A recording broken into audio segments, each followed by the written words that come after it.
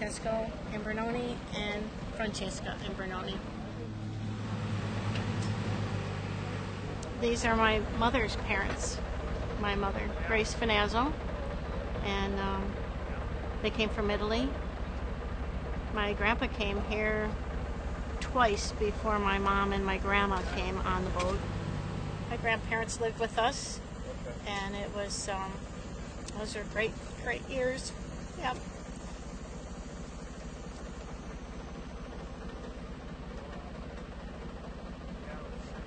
They didn't speak any English, and we learned from them. We learned our Sicilian customs. We learned the language. We learned how to love. There were 9 of us that lived in a lower flat in Detroit.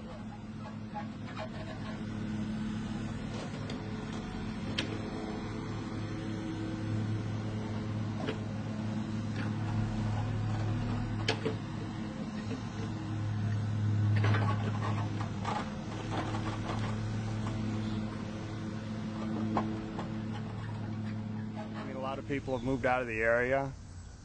They've moved north to the suburbs, and the newer cemeteries are all out in those areas. And of course they have more available, the space, and closer to their homes. A lot of people visit the cemetery on a regular basis, and it's convenience. They don't like to have to drive all the way back down here. We don't have the opportunity to come down this way as often. We don't. You take the freeways all the time, and I used to come with my mom. We used to come on Mother's Day and Father's Day, and I'd bring her to see her parents. But it just was a day trip. So now I go often to the cemetery. So I will see my grandparents often now. I think somewhat people that aren't used to, what do you want to call it, inner city or to Detroit. They see, of course, the news, and what they see is crime, and that's their perception of everything. And that is a part of it, yeah. I came down myself from Troy, drove all the way down Mound and then came down 8 miles to Van Dyke, and it was a little sad. I saw a lot of buildings that were empty, boarded up, but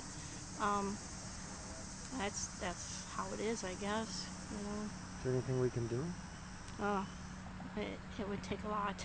It would take a lot to change the neighborhood, I think, but I don't know. What can we do? It's difficult.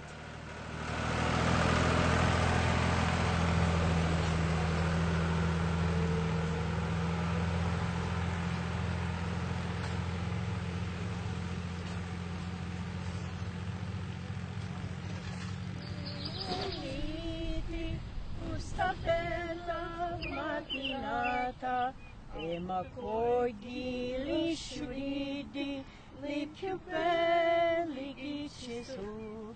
A Gesù sola ma puitari, belli frischi e spambinati. Noi siamo innamorati dello cuore di Gesù. I still remember, Grandpa. Yeah, I still remember. Okay, they lived with us. They lived. Yep. When they came here in 1937, Okay, that was right. they had nothing left. They had nothing. She had to sell all her gold that she had. She only came with her wedding band and whatever little clothes they had, because that was a sign of the Depression coming in.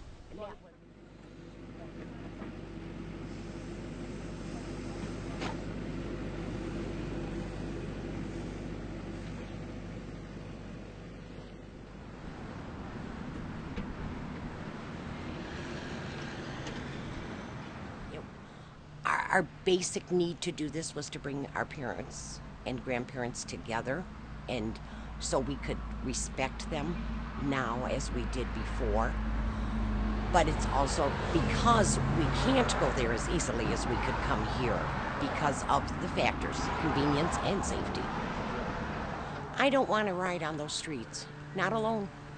That's something I usually do alone because my husband's not always available. And even if I went with my sisters, I think we're prime targets for anybody that is looking for somebody to pick on. Rob, assault, whatever. You know, I mean, unfortunately, if you watch the news, it's constant bad news. You don't see too many good stories on the evening news. I don't want to be one of those stories. Grandpa was the only one that worked, and he didn't work very much, you know, here, and never accumulated a lot.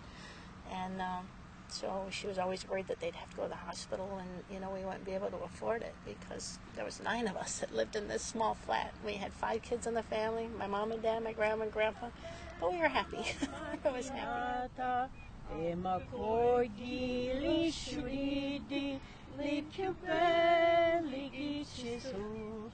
A Gesù sulla ma puitari, belli frischi e spambinati.